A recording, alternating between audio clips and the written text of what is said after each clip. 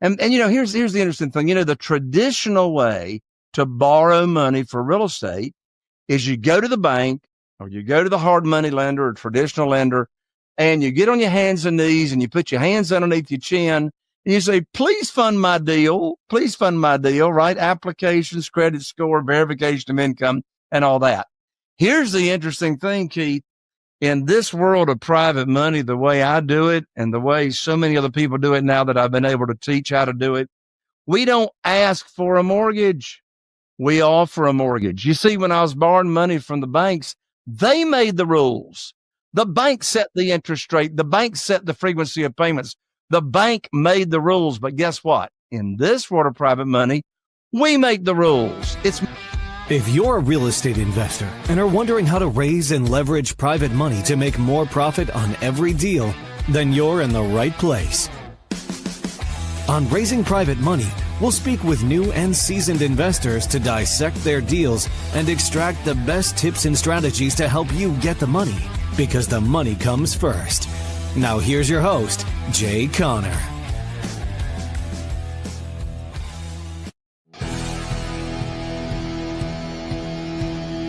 Are you like most sales and other professionals who want to grow their wealth faster than what they are currently doing through their company 401k, even with that company match, the stock market, or just plain saving money? Would you sleep better at night if you had the financial freedom to be job optional in just 3 to 5 years through investing in real assets? Maybe you don't want to stop working, but wouldn't it be cool if you could retire a decade earlier than most and do the traveling you and your family have planned for years while you're still young and can enjoy it? Let's face it, most busy professionals don't have the time or desire to take on more work outside of their W-2 to grow their wealth. On The Wealth Flow, each week we share the stories, the investments, and take a deep dive into the various asset classes that can deliver that accelerated growth to your portfolio passively. That's right. No extra work for you. Instead, we'll put your money to work. Learn what the 95% aren't talking about and join the top 5% of earners today on The Wealth Flow.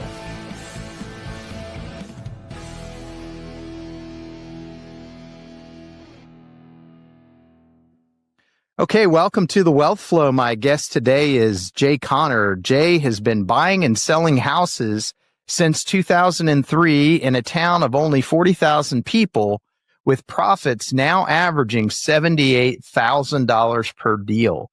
He has rehabbed over 475 houses.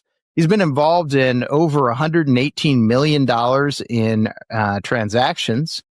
Jay has completely automated his annual 7-figure income business to where he works in is buying and selling houses, businesses, and to just 10 hours a week. Can't wait to hear about that, Jay.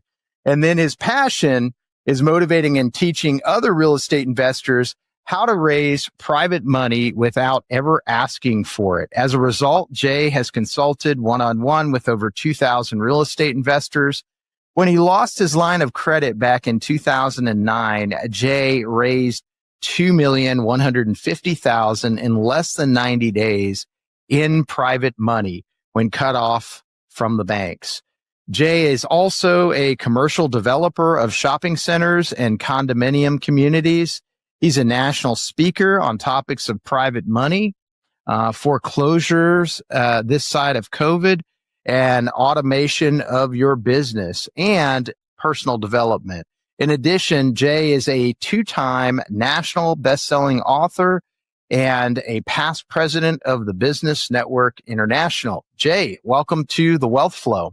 Hello, Keith. Thank you so much for inviting me to come along. And my lands, we're going to be talking today about my favorite subject I'm so passionate about, that being private money and private lending. And I'm so passionate about it because it's made more of a difference in our real estate investing business than any other strategy or business practice that we do. That's fantastic. I always like, Jay, to really start with kind of where you grew up and what eventually got you into real estate. Sure. Well, I grew up here in Eastern North Carolina, And actually, I grew up around my dad and his company, he was in mobile homes or manufactured housing. And Keith, you being out there in Texas, you've probably seen a few mobile homes along the hillside out there in Texas. Well, the mobile home business, manufactured housing, if you will, was very good to our family for many, many years. In fact, my dad's company was the largest retailer of manufactured homes, that being affordable housing, for many, many years. But then, unfortunately, the financing for that product went away for the consumer. So I knew if I ever got out of manufactured housing and mobile homes, I wanted to get into single family houses. And so it was in 2003 that my wife, Carol Joy, and I started investing in single family houses here in Eastern North Carolina. Our first year in 2003, we only did 3 flips, and I relied on the local banks to fund our deals. That's all I knew to do. And so from 2003 until 2009, the first 6 years that we were here in the business investing in single family houses, we relied on institutional money, local banks to fund our deals. But then something happened in January 2009 that changed everything. And what would that be, Jay? Well, I don't know if you want me to tell that story now or not. No, please do. Please do. Because that changed everything. You know, I remember it, Keith, just like it was yesterday. I was sitting here at my desk, this very desk, January 2009. And, you know, it may be hard to believe, but we actually still have handsets and cords attached to telephones here. A lot of people don't even know what a landline is. But I was sitting here and I picked up the phone and I called my banker. His name was Steve. I'd called my banker many times on deals for 6 years. I called him up and Keith, I told him about these 2 houses that I had under contract to close on. So I told him about the deals like I'd done for 6 years and, you know, the funding required and when I wanted to close. Well, I learned very quickly like that on that telephone conversation that the bank had closed my line of credit with no notice. And I said, Steve, I said, what do you mean? What do you mean? Why are you closing my line of credit with no notice? He said, Jay, don't you know there's a global financial crisis going on right now worldwide and everything is shutting down? I said, no, Steve, I didn't know that. But now you just gave me a global financial crisis in my own little world to where I can't fund my deals, right? He says, sorry, Jay, not loaning money out to real estate investors anymore. So my first thought was, you know, I sure wish I had known my line of credit had been closed before I put earnest money down on these 2 properties. And then my second thought was, what am I going to do? Now, let me tell you something, Keith. I can't stand these people running around all the time saying, oh, every problem's an opportunity. I want to throw up. I didn't have an opportunity. I had a problem, right? This was a problem. So I sat here for a second and I thought to myself, and here's a writer downer for those of you that are listening. Anytime you got a problem, here's how to fix your problem. I asked myself, who do I know that can help me with my problem? And I immediately thought of Jeff Blankenship, who lived in Greensboro, North Carolina at the time. He and I were really, really good friends and still are. He was investing in real estate back then. And I called him up and I told him what had just happened, losing my line of credit at the bank. And he said, well, welcome to the club, Jay. I said, what club? He said, the club of being shut down with the bank. They shut me down last week. And I said, well, how are you going to fund your deals? He said, well, have you ever heard of private money? And I said, no. He said, have you ever heard of self-directed IRAs? I said, no. So he told me a little bit about them.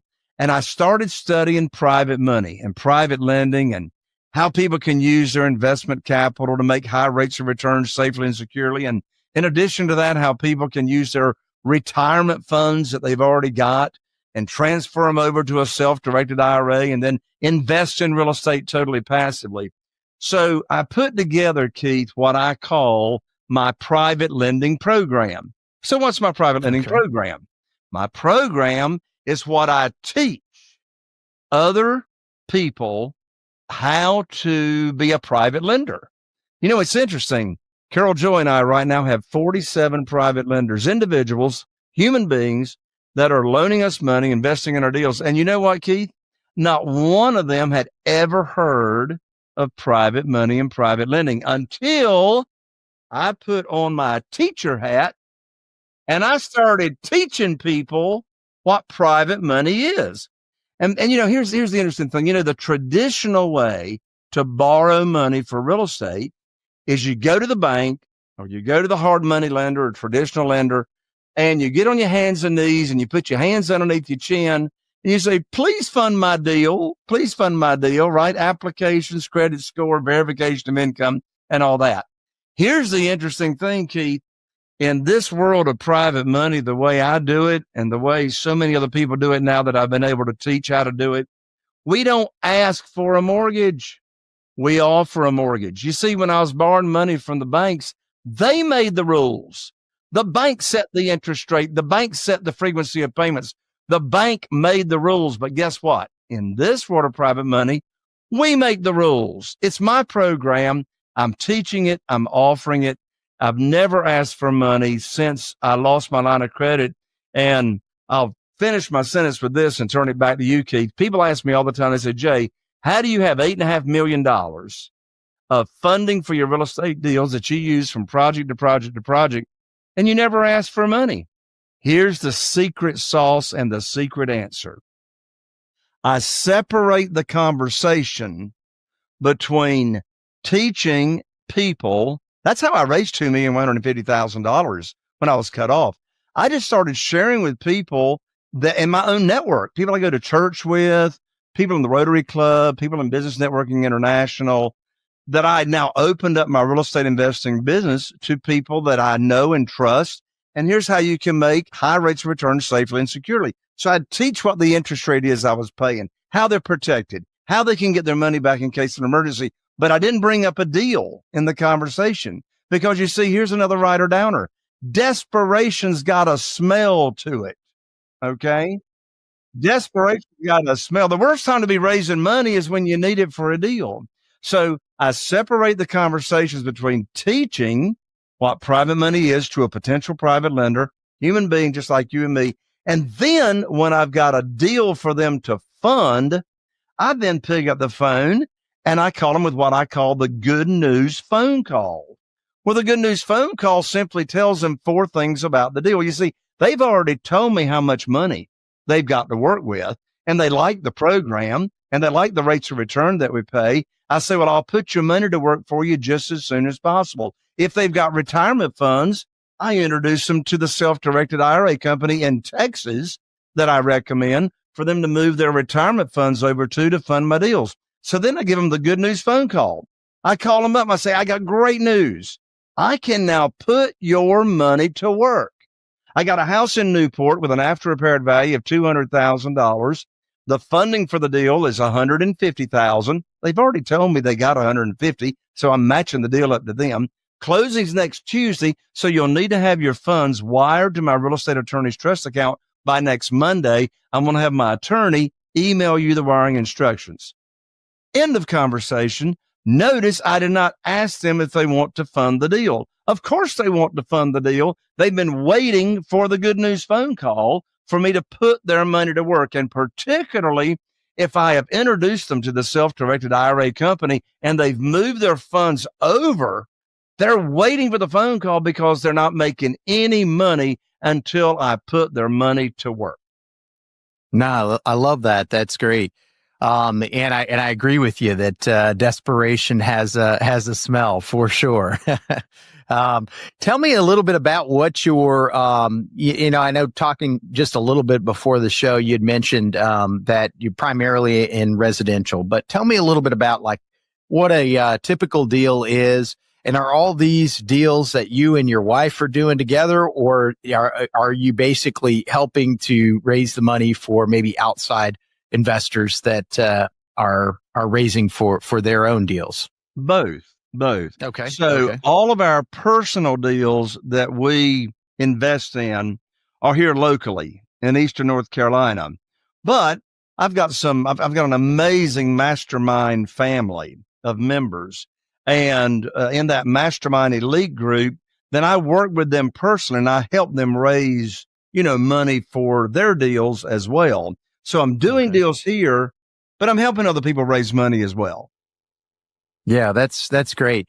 What are some of the things in talking with individuals that, maybe they have this nest egg that they've been wanting to put to work? What are maybe some of the misconceptions or things that were surprises to them when it comes to being able to invest in some of your deals? Well, one thing that was so surprising is how easy that we make it for the private lenders to invest with us. In fact, I don't want them to have to do anything except just sit back, collect checks, watch their accounts grow. So being a private lender is just a wonderful way to be totally passive in real estate, to where a private lender doesn't have to go negotiate deals. They don't have to market for deals, find deals. If there's renovations or rehab involved, they don't have to, oversee that. So probably the biggest surprise to a private lender when they come on with us is how easy it is. I mean, like if they're going to be using retirement funds to invest and they're not happy with the returns, or maybe they've got their retirement funds invested in the stock market and they're just sick and tired of the volatility of the stock market. Once we explain the program to them and how it works, what they love about it is, number one, they make a lot of money, more so than, they don't have the volatility in the stock market or in the local CD. The second thing they love about it is, you see, we're not borrowing unsecured funds. Legally, we can borrow unsecured funds, but we don't borrow unsecured funds. We back every promissory note with a deed of trust or mortgage, one of the same thing that collateralizes the note. We back that note with the real estate. In addition, what they love and they get surprised about is how well they are secured and protected. We name our private lenders on the insurance policy for that property as a mortgagee. You see, the private lender is not a joint venture partner. The private lender is acting in the same capacity as the local bank. And we give our private lenders the same exact security, the same exact protection as the local bank would have. So therefore, they're named as the mortgagee on the insurance policy. If there's ever an insurance claim on that property, the insurance company makes the check payable not only to you, the owner of the property or your entity, but they also make the check payable to the mortgagee. I mean, the private lender's got to sign up on that check. We also give the private lender, make them an additional insured on the title insurance policy in case there's any title issues down the road. So many times these private lenders, in fact, all 47 of our private lenders had never heard of private money or private lending until we taught them about it. And so really the responsibility is on us to really protect and look after our private lenders. Because after all, we're not looking for a short-term relationship.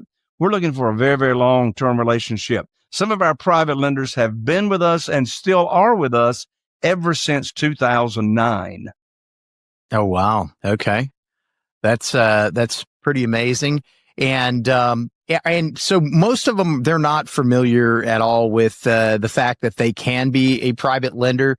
Jay, one of the things I always find a little bit surprising, I got my start is in rental property, but I did everything. It was all hands on, right? And there's a huge difference, between doing that, even though that's how most people seem to start in real estate, than to just participate like one of these investors, right? And not have to deal with the day-to-day, all of those additional things, have, as you mentioned, the steady return that comes in.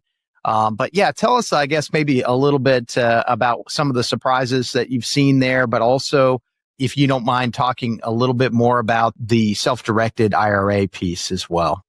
Well, that's huge right there. So here's another writer downer. If you're looking to raise funds for your real estate deals, establish a relationship with a reputable self-directed IRA company. It's also known as a third-party custodian. And here's the reason you want a relationship with a self-directed IRA company. You see, over half of our 47 private lenders, over half, are using their retirement funds that they already had in place. It was either a 401k from a previous employer or a current employer, or they had retirement funds invested in the stock market. So over half of our private lenders already had these retirement funds in place, but they weren't happy with the return. Well, you see, if I didn't already have a relationship with the self-directed IRA company to refer my new potential private lender to, I'd be missing out on over half of my funding. And so I've done business and referred more than one self-directed IRA company to my private lenders. And some have got great customer service and some do not have great customer service. But the important thing is for you to have that relationship in place so that when you're talking with a new potential private lender in what I call your warm market or your own network, and you're having a conversation, then you learn they have retirement funds that they're not happy with. Well, unless you got that relationship in place with a self-directed IRA company, you don't have anywhere to recommend or refer these people to, and you'll miss out on that funding. Yeah, that makes sense. And you mentioned a company in Texas. Do you mind mentioning on the show who that is that you typically refer to? Absolutely. Let me tell you something. These people, this company, hands down, are the best. And the reason I can say that is, number one, I have no financial stake in this company. And number two, I've got experience with other companies that their customer service was horrible. So here's the name of the company. I recommend you write down their website, check them out. I'll even give you a name to call and talk to. But the company is www.quest, Quest, trust with another T, questtrust.com. They're based out of Houston, Texas.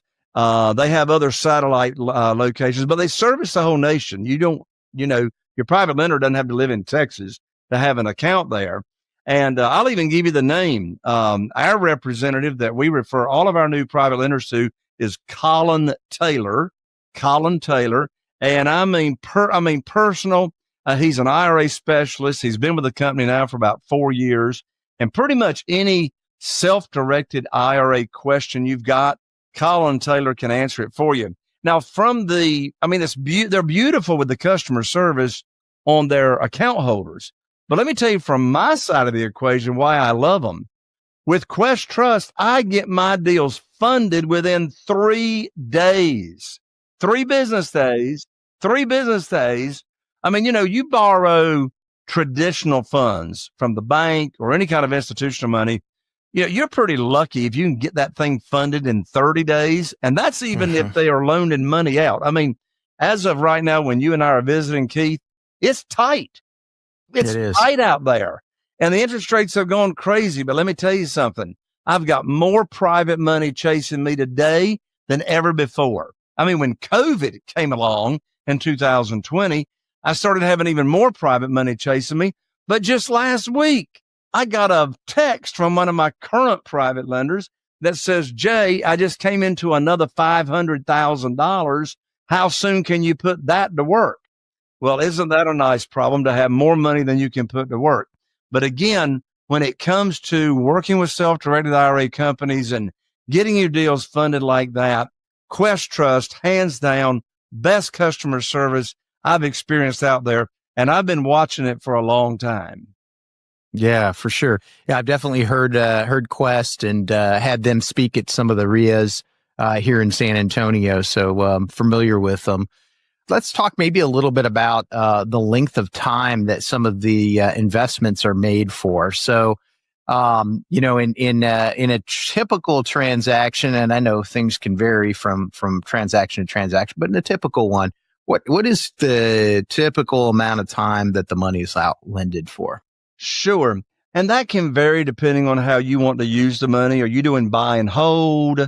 Are you doing a flip or whatever? But typically, my rule of thumb, it depends on where the money's coming from. So if the private lender is just using investment capital, liquid capital, funds just laying around in a checking account or a savings account that's earning them like nothing, then we'll make the term or the length of the note 2 years. And then if it's retirement funds, And particularly if you want to use it for a buy and hold, then we'll do the term for 5 years. However, even though that's what we set the length of the note on, there's a couple of comments I'd like to make. That term is very flexible, and here's what I mean. First of all, we give our private lenders in the promissory note what's called a 90-day call option. So let's talk about that for a moment. What's a 90-day call option? A 90-day call option means we give our lenders the right that if they have something come along and they need their money, their investment capital, their retirement funds back prior to the note being due, then we just ask for a 90-day notice, and that gives us plenty of time to replace their funds with another one of our private lenders. In fact, we don't even need 90 days. Typically, we can do it within 2 weeks, but the paperwork says 90-day notice. So even though we set the terms for 2 years or 5 years, there's a way they can get their money back with no penalty. Most of these programs, if the lender calls the note due early, then there's a penalty, just like putting money in a CD at the bank. But in the way we do it, there is no penalty because we want to just make it simple and very easy for our private lenders to do business with us. On our side of the equation, even though the note is 2 years or 5 years, as the borrower, we can pay the note off early in case we cash out prior to the note coming due. However, we do put a caveat in the promissory note where we promise to pay at least 6 months of interest on that note in the unlikely event we cash out in less than 6 months. And that's because we want to give an incentive to our private lenders to do business with us because they don't want us to just get in and out, that type of thing. Yeah, that makes sense. So let me make sure I heard that correct. It sounds like even though you're going for a term of 2 years, and there may be an opportunity to get out before that. But if you decide to be able to do that, you're still going to pay them 6 months worth of whatever the interest was going to be. That's right. That's okay. right.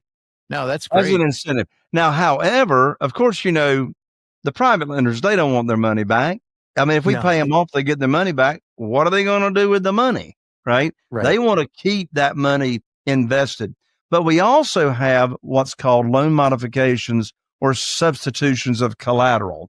So we've got like a smaller note, like $30,000, $40,000, or $50,000, maybe in second position or whatever. Then we can use that for rehab money, So we've got another property that we can move that money to. Then in that case, we will do just a simple substitution of collateral and keep that note open to where the private lender can keep getting their interest. Okay. Now that's neat.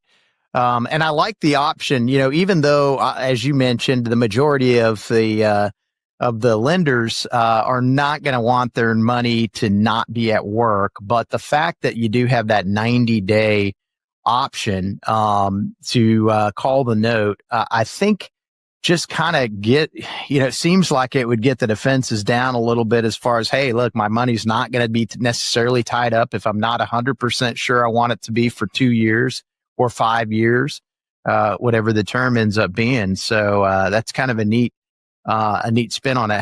Had not heard that as being an option. Sure. And again, that just keeps it simple, keeps it easy, because we want our private lenders to know we're very, very flexible to work with. Yeah, for sure. As far as I know, you working with quite a few real estate investors. What are maybe some of the misconceptions when it comes to private funds and how to get them that you've seen just in your consulting with various real estate investors? That's a great question, Keith, because my lands, I can sure answer that question because it's very common. I mean, so first of all, when a real estate entrepreneur investor has never raised private funds, people ask me all the time, they say, Jay, how do you start? How do you even start raising private money? I can tell you where you start. You got to get your head straight. I tell people all the time, you can't own real estate until you own the real estate between your ears. So we got to get the mindset right. So what does that mean? First of all, the common miss is rejection.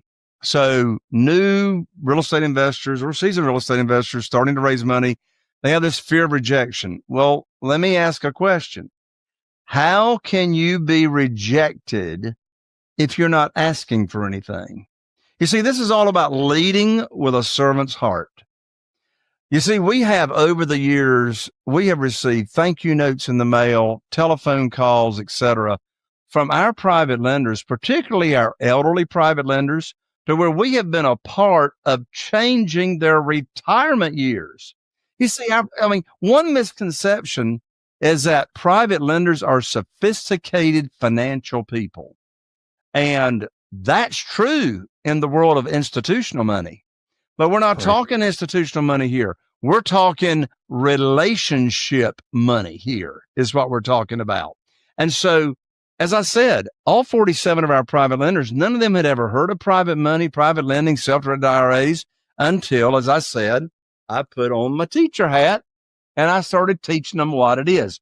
So one myth is, who is going to give me money? Who's going to loan me money? And I've never borrowed money before, or I've never done a real estate deal. Who's going to loan me money if that's the case? Well, here's the answer, another writer downer. If you don't pay the private lender, the property does. If you don't pay the private lender, the property does. Well, what do I mean by that? Well, if you don't pay them, that means they get the property. And we borrow at conservative loan to values. We don't borrow more than 75% of the after repaired value. I didn't say 75% of the purchase price. I said 75% of the after repaired value. That's why we typically bring home a check at closing when we buy a property, because we always borrow more than we need to buy it, particularly if there's going to be a renovation. And so the deal is, here's a nice little double check and balance. When you're paying all cash and you're paying with private money, if you can't bring home a check at closing from your title company or real estate attorney, you shouldn't do the deal, or you didn't buy it at enough of a discount. But back to the myths. Fear of rejection. Well, remember, you're leading with a servant's heart. You're looking to show people how they can get high rates of return safely and securely in a way that they had never seen before. And you're going to look out for them, and you share the program with them. You know, the worst time to be raising private money is when you need it for a deal. So that's why we separate teaching. If they're interested, and they're going to be interested, they're going to tell you how much they got to work with. If they've got retirement funds, you're going to introduce them to your rep at Quest Trust or whoever you're recommending they do business with. And then, as I said, you're going to call them up with the good news phone call, put their money to work. So again, the misconceptions are, well, how do I get approved? Well, guess what? You're already approved. There's no application to fill out. And they say, well, how do you know a private lender has approved your deal? Well, first of all, there's no applying. Did you know, Keith, since 2009, since I've been in this world of private money, I've never pitched a deal in my life. If I ask somebody if they want to fund this deal, that's the most stupid question in the world I got to ask them. Of course they want to fund the deal because they've been waiting for the phone call. So it's all about creating win-win scenarios, teaching, being a servant, and looking after your private lender and showing them a way that they never heard of. No, that's great. And then tell me maybe a little bit about when it comes to, so once the lender has borrowed the money to you, are they getting any kind of an update on how things are going? Or I guess I'm sure they're seeing, do you guys do some type of a payout on a monthly basis, quarterly basis? What does that look like?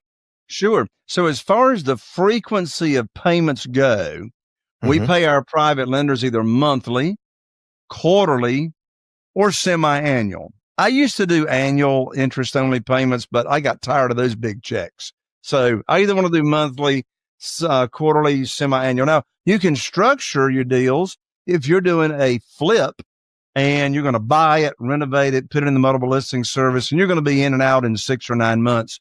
You can let the interest accrue and you don't make any monthly payments. But here's the bottom line. I let the private lender decide how often they want the payments. And here's why. Different private lenders have got different needs and objectives. Some of our private lenders are elderly. They're investing their investment capital, and their living or our returns that we're paying them is helping subsidize their income. They don't want to touch their principal amount, but they're needing that monthly to live off of. If I'm borrowing the money from a private lender and they've used their retirement funds and they've moved it over to Quest Trust, then I don't pay monthly.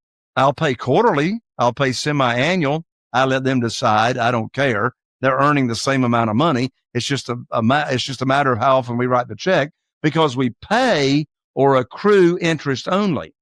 We don't pay principal and interest, particularly if we're going to be doing a flip, because that's a win for the private lender. If they have all their money invested, they're going to make more money, and interest only payments helps our cash flow. But again, back to your question, Keith, how often do you pay? It comes down to the private lender's objectives. Yeah, no, that makes perfect sense. And you're right. If they're doing it through their retirement plan, they're not going to be utilizing the funds that you're paying them anyway, other than to continue to grow that account. So that makes sense. And so outside of that, tell me a little bit about how you're educating people.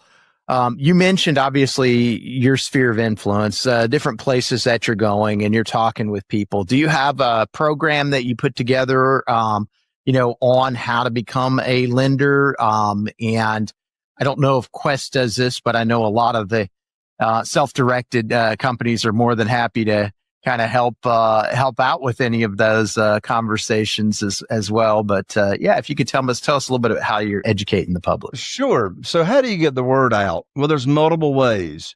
So when I first started teaching people in my own network what private money is and private lending is, one of the first things I did is I put on a private lender luncheon over at the Dunes Club, Atlantic Beach. So I teach other real estate investors how to do this. You want to have it at the nicest place that, your budget will allow. You're going to be buying people lunch. I've got the whole scripting put together as to how you invite people to a private lender luncheon. It doesn't have to be a luncheon. It could be an afternoon or an early evening event. If you've already been doing rehabs, you could invite them out to one of your properties. But I like the luncheons. And the way it works is, you're going to teach them you're going to buy their lunch. You're going to pay for their lunch, and you're going to do about a 20-minute presentation, which I've got a PowerPoint presentation already put together that works beautifully.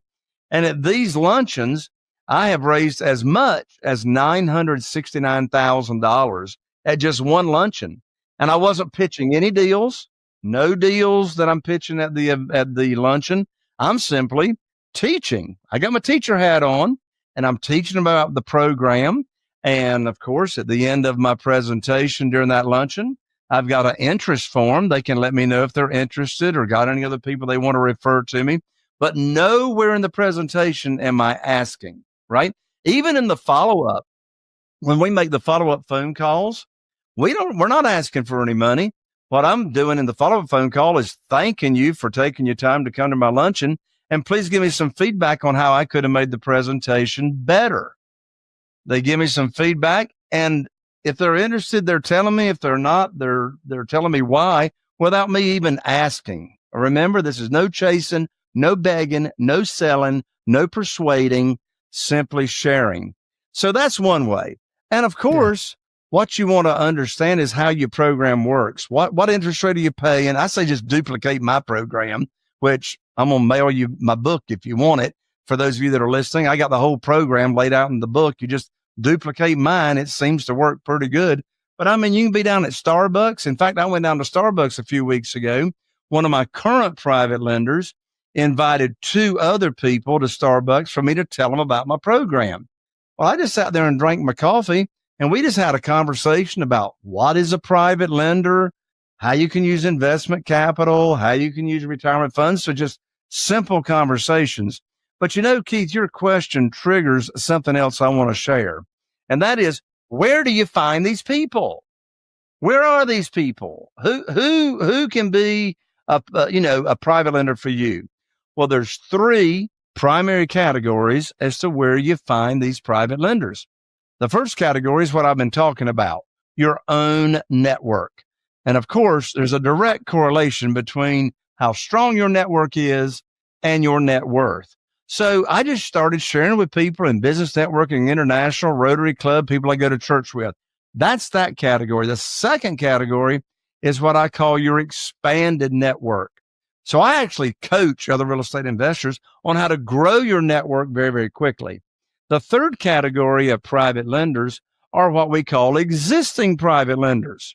So existing private lenders are individuals that are already loaning money out from their personal investment capital or their retirement funds to other real estate investors. Well, where do you find those people? I can tell you where you find them. You find them at self-directed IRA companies. Did you know, like Quest Trust, for example, over 70%, maybe more than that now, but over 70% of their account holders want to loan real estate investors money out of their retirement account. Well, the 4th Wednesday of every month at 7 p.m. Central Time, Quest has a Zoom networking event that's free for their account holders and anybody else that wants to show up. And they put you in breakout rooms and you get to meet with each other and network and talk about deals you're doing. And they talk about how much money they got to lend out. But here's the difference. Don't miss this. When you're networking with an existing private lender, you are not putting on your teacher hat because they already know what it is. They already know what private money is. They already know what private lending is. They already know what a self-directed IRA is because, for goodness sakes, they're already account holder. So now you're not teaching. Now you're negotiating. And I don't like to negotiate. I like to teach. Right. But that's great. I didn't realize that Quest does that. That's pretty cool. And it's neat that how many companies are utilizing the breakout rooms and stuff within Zoom and some of those. So That's neat.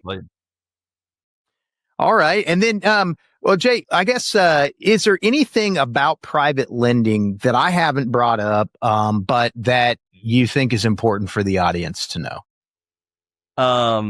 Yeah. Who wants to know the hardest thing about raising private money? Here's the answer. Getting started. How do you get started?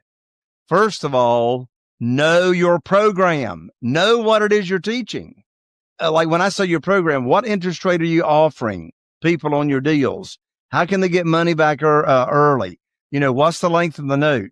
So you want to be confident in your conversation, right?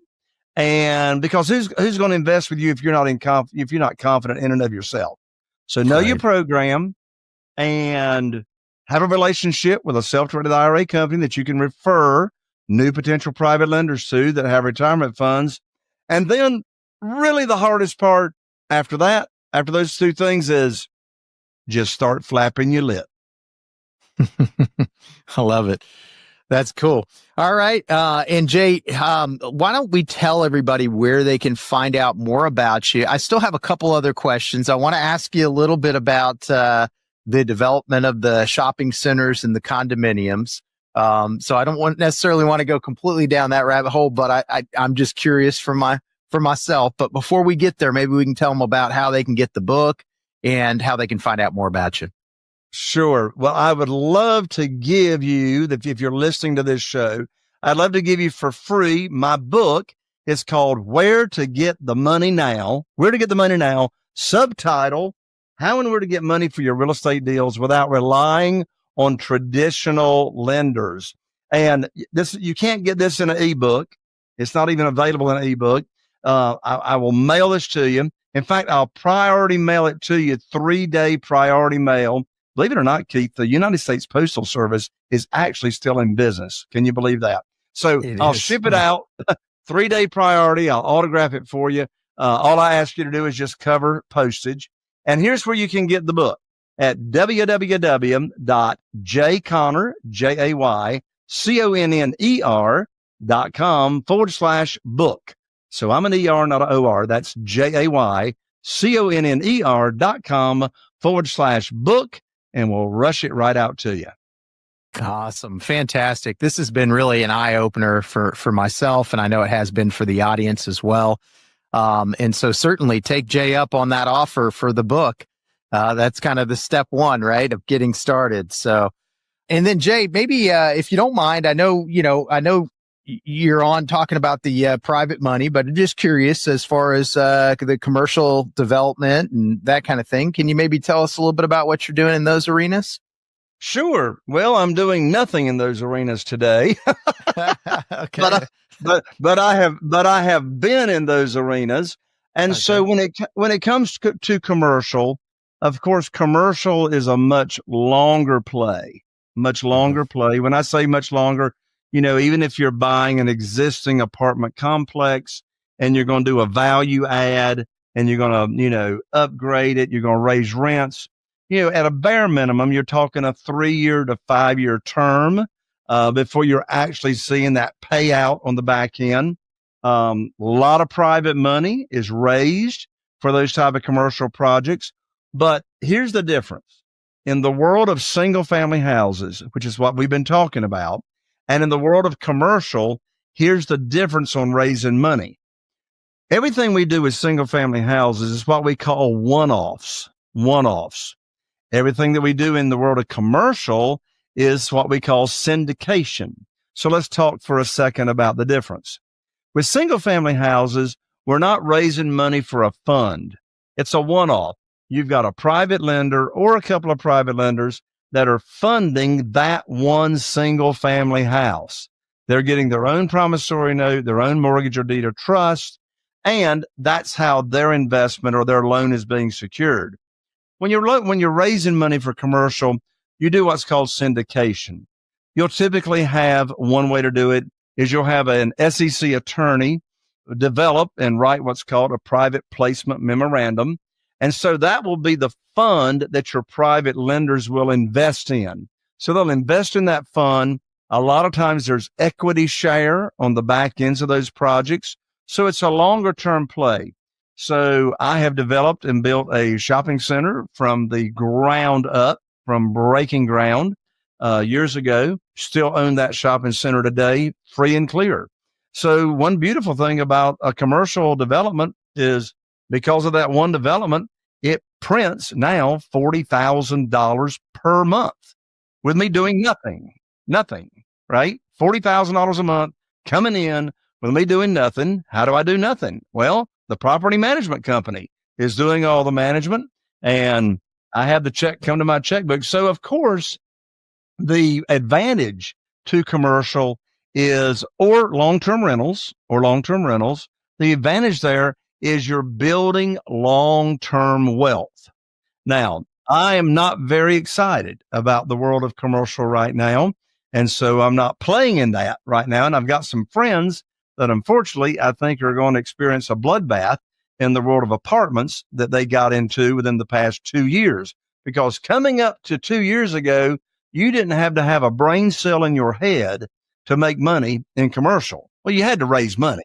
But as far as the values of properties going up was insane, unless your commercial property was office. If your commercial property was office, God bless you because of COVID. All those things now are trying to be converted into condominiums and, other repurposes and whatever.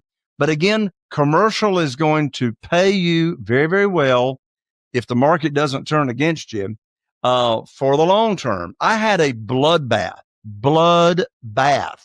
in a new condominium development that we started back in 2007. And, we sold reservations to investors to invest in the deal. And because the market turned within 7 months, it was a bloodbath for 7 years following that. So the market and what the market's doing is even more important in the world of commercial than what the market is doing with single family houses. In single family houses, you can get in, you can get out. And if you're buying it for the long term, who cares what the market does? Who cares what the market does, because you're holding it for the long term. But commercial is a bigger payday, longer term wealth, but comes with higher risk. Yeah. No, that's great. That's great. Well, I was just curious on that piece of it. Just couldn't go without asking you about those two. And yes, I would not have wanted to be doing a condominium community deal in 2007. I was a full-time real estate broker at that time, and for me, it was like somebody just shut my income off. It was a tough period of time for sure. Absolutely. So. I know what it's like to feel the spigot get turned off overnight. But in this world of private money, it chases you. I've got more private money chasing me because people don't know what to do with their investment capital, their retirement funds, and they're looking for a safe place to do it. And of course, that's why we've got the ethical responsibility to relieve them of their problem. There you go. I love it. Thank you, Jay. I appreciate it. I've got two more questions for you that I ask every guest. And one of them would be what advice you would give somebody who's maybe just starting out in their investment journey. Well, that's an easy question with a very important answer. Do not do it the way I did. Do not start in this business the way I did. I went my first 6 years with no mentor and no coach, reading books, out here trying to do it on my own. And I bled hundreds of thousands of dollars trying to figure this out. Get yourself somebody good that knows what they're doing, like Keith that you got here, the host on the show. If not Keith, somebody locally in your area, join hips with somebody that can be your mentor and walk you through this journey. Do not start out in this journey alone, and don't stay in this journey alone. My wife and I are in 3 different mastermind groups in addition to the mastermind group that we run.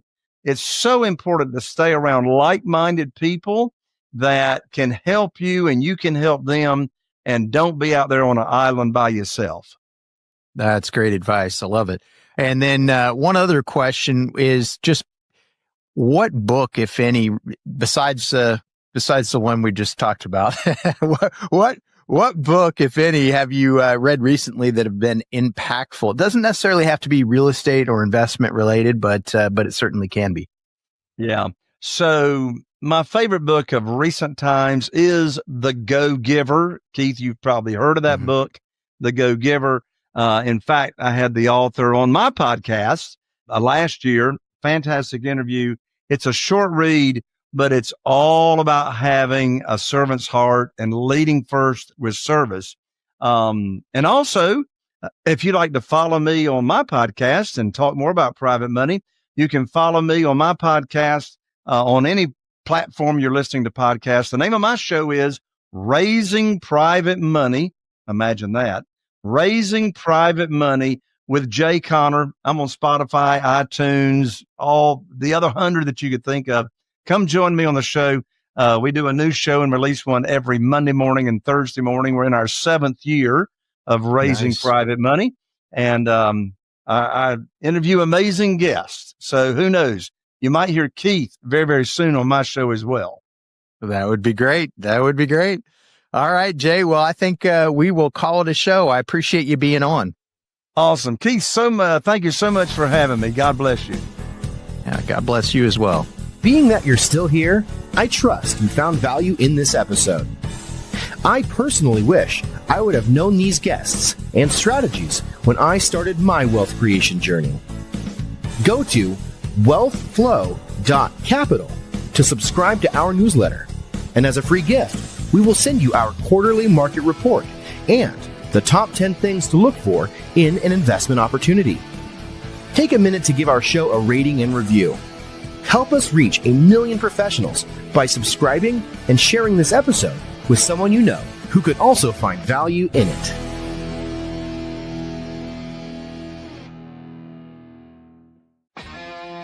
Are you feeling inspired by the knowledge you gained in this episode? Then head over to jayconner.com/moneyguide That's JCONNER.com/money guide and download your free guide that shares 7 reasons why private money will skyrocket your real estate investing business right now. Again, that's jconnor.com/money guide to get your free guide. We'll see you next time on Raising Private Money with Jay Conner.